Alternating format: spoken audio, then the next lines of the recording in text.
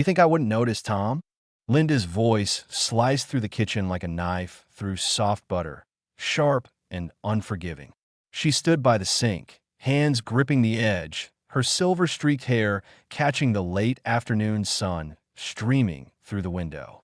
A single bead of water dripped from the faucet, plink, echoing in the sudden stillness. Tom froze mid-step, his weathered work boots scuffing the linoleum. "What are you on about now, Lynn?" he said, tossing his keys onto the counter with a clatter. His broad shoulders hunched slightly, like a bear caught rummaging through a picnic basket. He was a big man, all rough edges and calloused hands, but there was a twitch in his jaw. Barely there, but Linda saw it. "Don't play dumb with me," she snapped, whirling around. Her eyes, bright and fierce despite the lines etched around them, pinned him in place. "The receipts, Tom. The ones you stuffed in your glove box like some teenager hiding candy wrappers. Dinner for two at Marcello's? A motel charge? 40 years together, and this is what you do." He rubbed the back of his neck, stalling. "Lynn, it's not what you think." "Oh, it's exactly what I think." Her voice rose, a storm breaking loose. "I found lipstick on your shirt collar last week. Cherry red, Tom. I don't even own lipstick anymore. Not since the grandkids said it made me look like a clown." "Who is she? Tell me right now." The air crackled between them, heavy with the weight of decades, shared Christmases, sleepless nights with sick kids, the time they danced barefoot in the rain when the mortgage was finally paid. Linda's hands trembled, but her chin stayed high, a queen facing a crumbling kingdom. Tom sighed, long and ragged, and sank into a chair. It creaked under his weight. "Her name's Cheryl," he muttered, eyes on the table, tracing the wornwood grain with a thick finger. She works at the hardware store. It's nothing serious, Lynn.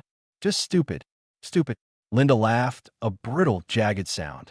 "You're sneaking around with some peroxide floozy, and it's stupid? What about us, huh? What about the kids, the grandkids? Little Ellie asking when Papa's going to take her fishing again. You threw us away for stupid." "I didn't throw anything away," he shot back, slamming a fist on the table. The salt shaker jumped, spilling white grains like tiny tears. "You've been so busy with your church groups and your knitting circle, I felt invisible, all right?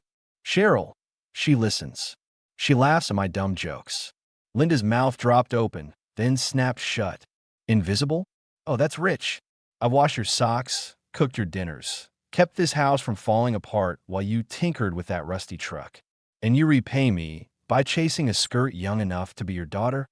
"She's not that young," Tom grumbled, but his ears turned red, betraying him. He was a man of habits. Coffee black, socks mismatched, a snore that rattled the walls. But this was new, a crack in the foundation Linda hadn't seen coming. She crossed her arms, her floral apron wrinkling. "How long, Tom? How long you been lying to my face?" He hesitated, then muttered, 6 months. "Maybe 7. 7 months." Linda's voice broke, a wounded bird taking flight. "You've been living a double life while I'm planning our anniversary trip to the lake. You coward. Why didn't you just say something?" "What was I supposed to say?" he roared, standing so fast the chair tipped back. "That I'm tired? That I'm old and scared and don't know who I am anymore? You're so damn perfect, Linda. Always have been. I didn't want to drag you down with me." She stared at him, her breath hitching. Perfect? Her, with the bad knee that ached in the rain, the secret stash of chocolate she hid from her diet, the nights she cried over their son's divorce. "You idiot," she whispered. "You absolute fool. I'm not perfect. I'm just here. With you. Or I was." Silence fell, thick as fog rolling off the river. Tom's face crumpled, the lines deepening, a map of regret. "I messed up, Lynn. I'll end it. Tonight. I swear." "You think that fixes it?" she asked, softer now, the fire dimming to embers. "You think I can just forget? I see you with her in my head now. Every time you're late, every time you smile. How do I trust you again?" He stepped closer, hesitant, like approaching a skittish horse. "I don't know, but I'll try. I'll do whatever it takes. Counseling, church, hell, I'll even take up knitting if you want. Just don't give up on me yet." Linda looked at him, really looked. His graying stubble, the scar above his eyebrow from falling off a ladder in '98, the way his hands shook just a little. She saw the boy who'd proposed with a daisy chain because he couldn't afford a ring, the man who'd carried her over the threshold of this very house. And she saw the stranger he'd become, tangled in lies. "I need time," she said finally, voice steady as stone. "And you need to figure out who you're going to be, Tom Wheeler. The man I married or the one who broke my heart?" He nodded, slow and heavy, like a tree bending in the wind. "Fair enough." She turned back to the sink, staring out at the backyard. The swing set rusted but standing, the rose bushes she'd tended for years. A single petal fell, red against the green, and Linda felt the ache settle in her chest.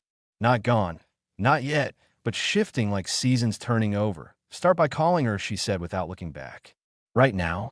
I want to hear it." Tom pulled out his phone, fingers fumbling.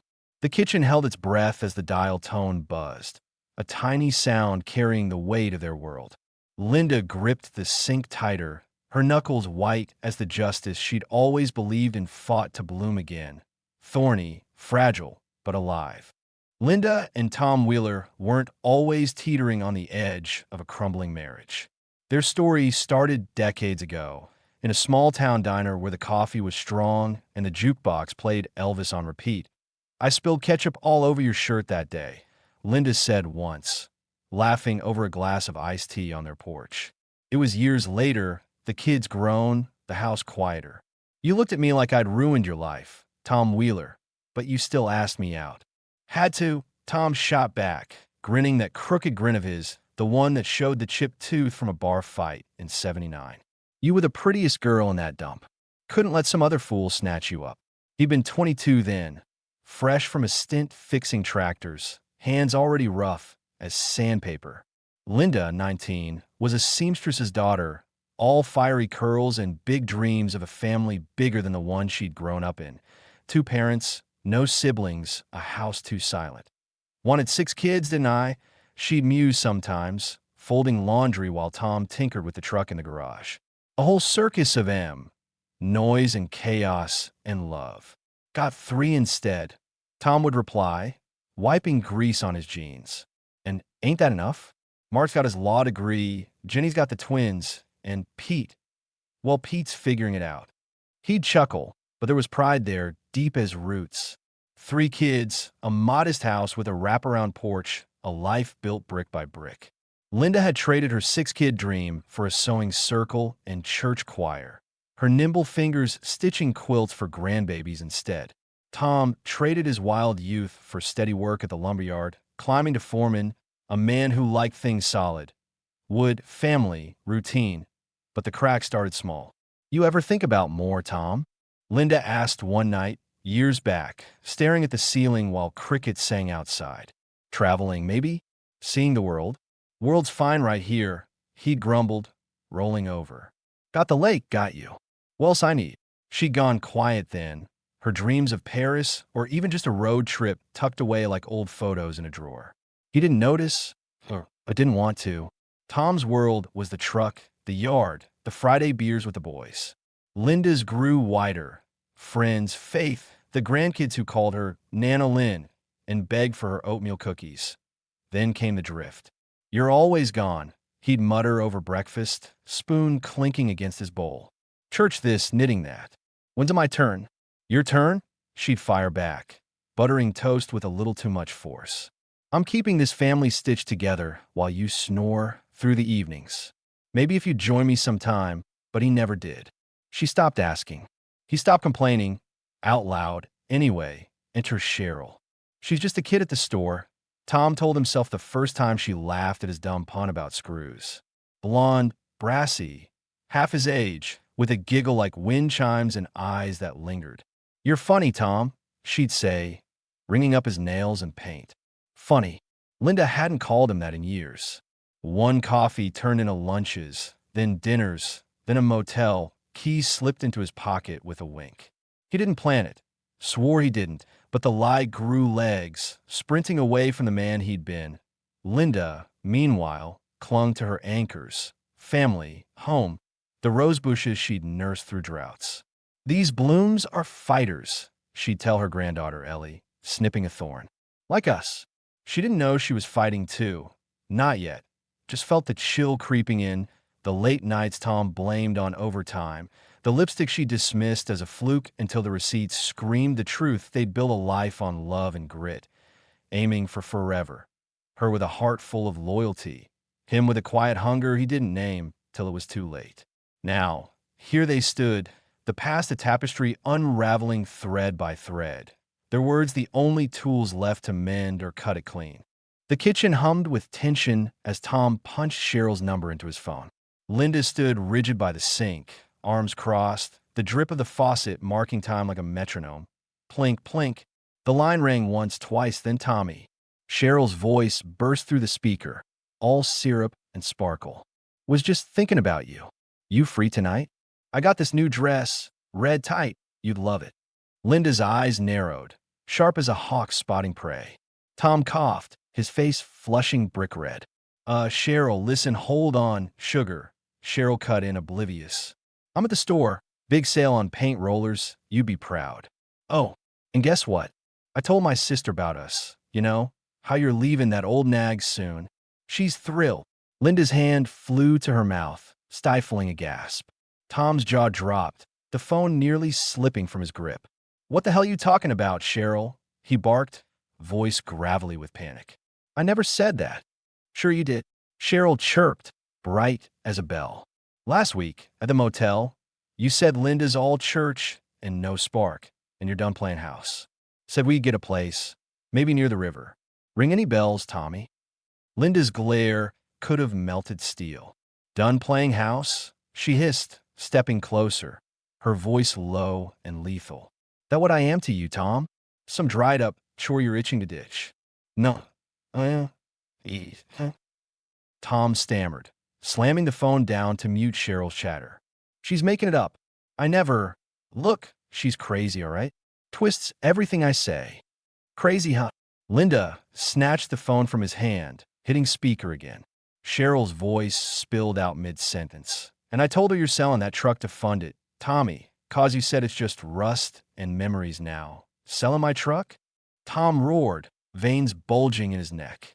Woman, you're off your damn rocker. That's my baby. Been mine since '85. Linda's laugh was sharp, a blade glinting in sunlight. Oh, this is rich. You're sneaking around with a nutcase who's got you moving out and selling your precious truck. What's next, Tom? She gonna name your grandkids too? Lynn, I didn't. Tom started, but Cheryl's voice cut through again. Tommy, you there? Don't get mad. Oh shoot, my boss is calling. Text me later, okay? Love ya. The line clicked dead, leaving a silence so thick it buzzed. Linda tossed the phone onto the counter, where it skidded into the salt spill. Love ya, she echoed, voice dripping venom. Real sweet, Tom. Real classy. He sank back into the chair, head in his hands. I didn't tell her half that crap, Lynn. She's got these big ideas, keeps pushing. I just went along sometimes. Stupid, I know. Stupid doesn't cover it. Linda snapped, pacing now, her slippers slapping the floor. You let her think you're leaving me? Me, who stuck by you through layoffs, that pneumonia scare, Pete's jail stint, me? And for what? Some hardware store hussy spinning fairy tales. Tom looked up, eyes bloodshot. I didn't mean for her to go this far. She's loud, pushy. Kept talking like we're some big romance. I didn't stop her. Didn't stop her? Linda stopped pacing, hands on hips.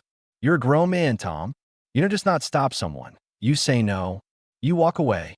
Or were you too busy laughing at her dumb jokes to remember you've got a wife? Before he could answer, the back door banged open. Their daughter, Jenny, stormed in, her curly brown hair wild, toddler twins trailing behind her, clutching juice boxes. Mom, Dad, what's with the yelling? I could hear you from the driveway. Ellie's napping in the car. And, wait, why's Dad look like he's seen a ghost? Linda spun around, apron fluttering. Oh, honey, you're right on time. Your father's got a girlfriend, Cheryl, from the hardware store. Says he's leaving me, selling the truck, moving to the river. Didn't he tell you? Jenny's mouth fell open, juice boxes hitting the floor with a splat. Dad, what? You're kidding, right? Tell me she's kidding. Tom groaned, rubbing his temples. It's not like that, Jen. She's blowing it up. Cheryl's nuts, making plans I never agreed to. Plans? Jenny's voice shot up an octave. What plans? Dad, you've got grandkids. Ellie's asking for fishing trips. Not some floozy step-grandma. What are you doing? Linda crossed her arms, smirking grimly. Go on, Tom. Tell your daughter how you're invisible at home, so you needed a little side adventure. Let's hear it. I messed up, all right? Tom exploded, standing so fast the chair rocked. I'm an idiot, a coward. Pick your word. But I'm not leaving anybody. Cheryl's a mistake, not a plan. Jenny stared, then turned to Linda. Mom, what are you going to do? Kick him out? 'Cause I've got a spare room and a bat, if you need it. Linda's smirk faded, her eyes softening. Just a flicker. I don't know yet, Jen. He's calling her off, supposedly. But now I'm wondering who this man even is. She glanced at Tom, a stranger in flannel she'd known forever. The twins tugged at Jenny's jeans. Nana, why's Poppy yelling? One piped up, big eyes wide. Linda knelt, brushing a curl for the girl's face. Papa's in a pickle, sweetie. A big, messy one. But we'll sort it somehow. Tom watched, throat tight. The room spun with voices, his family, his mess. And for the first time, he saw the cliff he'd stumbled toward. Cheryl wasn't just a fling. She'd built a whole damn castle in her head, and he'd handed her the bricks. Now Jenny's glare, Linda's steel, the twins' confusion. They pinned him like nails in a coffin he'd built himself. Lynn, he said, voice hoarse. I'll fix this. Whatever it takes. She stood, slow, regal. You better, Tom, 'cause I'm not losing my family to your midlife meltdown. Not today, not ever. Her words hung, a gauntlet thrown, as the kitchen clock ticked louder, marking the fight still ahead. The kitchen pulsed with the weight of unspoken years, a pressure cooker ready to blow. Linda's eyes blazed, twin flames in a storm, as she stared down Tom, his broad frame slumping like a tree battered by wind. Jenny hovered by the twins, her face a mask of disbelief, while the kids' juice-sticky hands tugged at her jeans, oblivious to the thunder brewing. The phone on the counter buzzed, Cheryl again, a hornet's sting in the chaos. And it was the spark that lit the fuse. Answer it, Linda said, voice cutting like glass, low and deadly. Right now, Tom. Let's hear her lies, or yours, loud and clear. Tom's hand trembled as he grabbed the phone, fumbling at the speaker. Cheryl's voice spilled out, bright and brassy as a cheap trumpet. Tommy, why'd you hang up? I'm at the motel, got us a room, champagne's chilling. You come in or what? Linda's laugh was a shard of ice, sharp and shattering. Champagne? Oh, Tom, you've upgraded. What's next, diamonds? A yacht? Or just a cheap motel bed to ruin 40 years? Lynn, stop, Tom pleaded, but Cheryl steamrolled on. Tommy, tell that nag to quit yapping. I hear her in the back. You said she's out the door soon, right? Me and you, fresh start, come on, sugar. Don't keep me waiting. The room detonated. Linda lunged, snatching the phone from Tom's hand, her voice a whip crack. You listen here, you home-wrecking tramp. I'm no nag. I'm his wife. 40 years, 3 kids, a life you wouldn't understand if it bit you. He's not yours, never will be. Cheryl's giggles slithered through the speaker, unbothered. Oh, honey, he's been mine for months. Said you're a cold fish, all prayers and no passion. I give him what you can't, deal with it. Linda's face drained white, then flared red, a sunrise gone rogue. She hurled the phone at the wall, crack, plastic splintering like her breaking heart. Cold fish, she roared, whirling on Tom. That what you told her? That I'm some dried-up shell while you play Romeo with that? Tom staggered back, hands up like a shield. No, Lynn, I never said that. She's twisting it. I swear, she's a damn liar. A liar? Linda's voice cracked, a dam bursting. Then why's she so sure, huh? Why's she sipping champagne while I'm scrubbing your grease-stained shirts? Tell me, Tom. Look me in the eye and tell me. He met her gaze, but his eyes were a storm. Guilt, fear, a flicker of the man she'd loved. I let it go too far, he rasped, voice raw as torn burlap. Said dumb things, stupid, drunk things to feel something. But not that, Lynn. Not you. Jenny stepped in, fists clenched, a lioness guarding her pride. Dad, you're disgusting. You let that woman trash Mom? Trash us? Ellie's out there dreaming of fishing with you, and you're, what, planning a getaway with some sleaze. Jen, I'm not. Tom started, but Linda cut him off, her voice rising like a tidal wave. Enough, she bellowed, the word a thunderclap that silenced the room. The twins froze, wide-eyed. Even the faucet's drip seemed to hush. She advanced on Tom, her floral apron a war banner, her silver hair wild as a prophet's. You don't get to stumble through excuses anymore. 40 years, 40.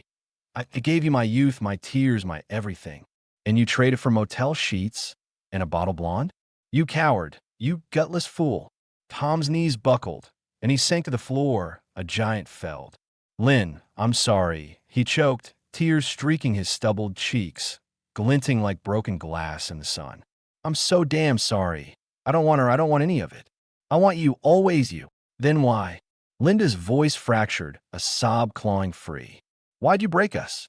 Why'd you let her think she won? She clutched her chest, as if holding her heart together, her breath ragged, short gasps, long wails. The air thickened with her pain, a tapestry of betrayal unraveling thread by scarlet thread. Jenny knelt by the twins, pulling them close, her own eyes wet. Mom, he doesn't deserve you. Kick him out. Let him rot with her. But Linda didn't hear. She stared at Tom, crumpled there, a shadow of the man who'd twirled her in the rain. I loved you, she whispered, the words a dagger, soft and piercing. Every flaw, every fight, I loved you. And you spat on it. I didn't mean to, Tom croaked, reaching for her hand. She yanked it back, a queen recoiling from a beggar. Please, Lynn, give me a chance. I'll crawl through hell to fix this. Her silence stretched, a tightrope snapping taut. The kitchen clock ticked, tick, tick, a heartbeat in the wreckage. Linda's gaze drifted to the window, to the rose bushes swaying outside, their thorns glinting like tiny swords. Then she turned back, steel in her spine, fire in her soul. You don't fix this with words, Tom, she said, voice steady now, a river carving stone. You prove it, or you're gone. Cheryl's not the only one who can fight for what's hers. She strode past him, past Jenny's stunned stare, and out the back door. The screen slammed shut, bang, a gunshot in the quiet. Tom stayed on the floor, head bowed, tears pooling on the linoleum like rain on a broken road. The climax crashed over them all, a tempest unleashed, leaving only the wreckage and the faint, fierce hope of rebuilding to linger in its wake. The back door creaked open again, a slow groan cutting through the kitchen's heavy hush. Linda stormed back in, her slippers slapping the floor like war drums, a rolled-up newspaper clutched in her fist like a scepter. Her eyes, still blazing, wet with fury, locked on Tom, who hadn't moved from his heap on the linoleum, a fallen oak in a storm's aftermath. Get up, she snapped, voice a whip crack, sharp and alive. You don't get to wallow, not yet. Tom blinked, sluggish, wiping his face with his sleeve. Lynn, what? Shut it. She flung the newspaper at him. It hit his chest with a thwack and flopped open, revealing a grainy photo. Cheryl, grinning wide at some hardware store event, arms slung around a man who wasn't Tom. Found this in the recycle bin. Yesterday's paper. Your little floozy's been busy, hasn't she? Already parading some new sucker while she's cooing at you. Jenny, still cradling the twins, gasped. Wait, Mom, you mean she's cheating on Dad? Oh, that's golden. Tom scrambled to his feet, snatching the paper, his jaw tightening as he scanned it. That's Rick from the lumberyard, he muttered, voice rising. Son of a, she's playing me too? Linda's laugh was a wildfire, fierce and unstoppable. Oh, Tom, you idiot. You thought you were her big romance? You're just a pawn, a rusty old tool she tossed aside when a shinier one came along. How's it feel, huh? To be the fool for once. He stared at the photo, then at Linda, his face a kaleidoscope of shock and shame.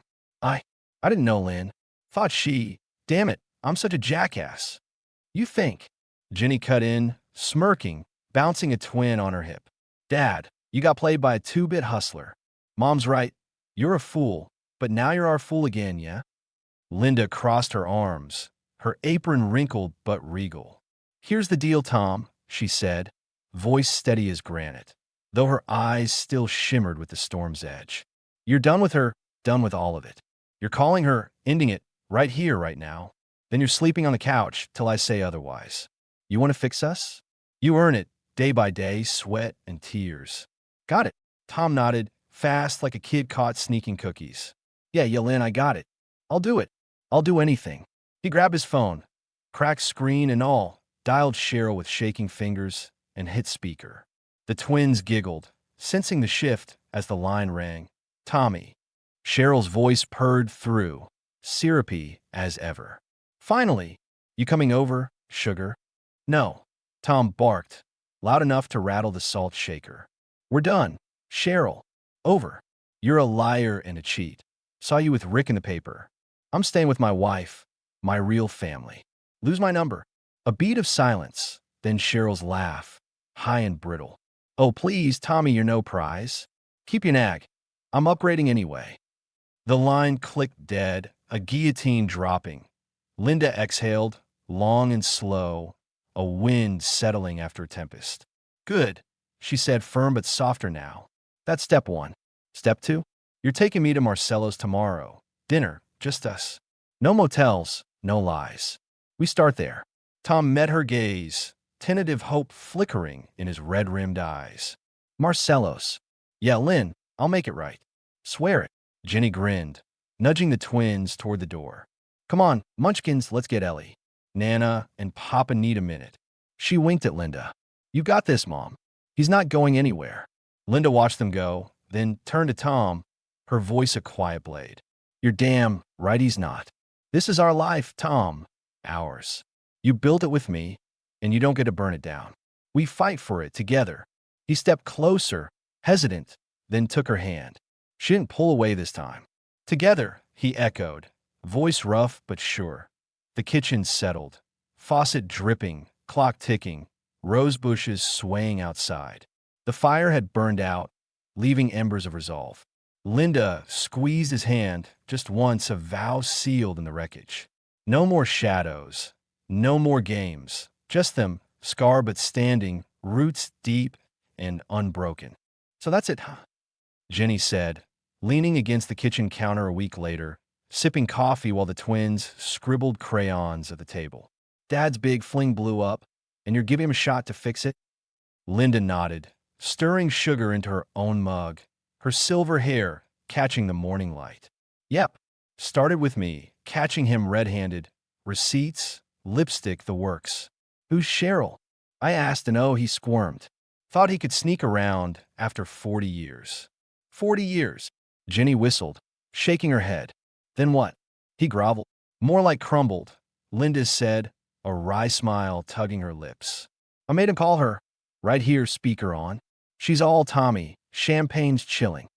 Can you believe it? But then, twist, turns out she's two-timing him with some lumberyard guy. Saw it in the paper myself. Jenny laughed, loud and bright. No way. That got played. That's poetic. Damn right, Linda said, voice firm. He ended it. Lose my number, he yelled. Beg me to stay. I told him, couch, shall I say, Tom? Earn it. Took him to Marcello's last night. First step. He's trying, Jen. Really trying. Jenny grinned, softer now. And you're the queen holding court. So what's the takeaway, Mom? Linda set her mug down, eyes steady. Cheating's a storm. It rips everything up. But roots? Real roots, like us? They hold. We're battered, not broken. That's what matters. The kitchen hummed with quiet victory, crayons scratching, coffee steaming, a family stitched back together, thread by thorny thread.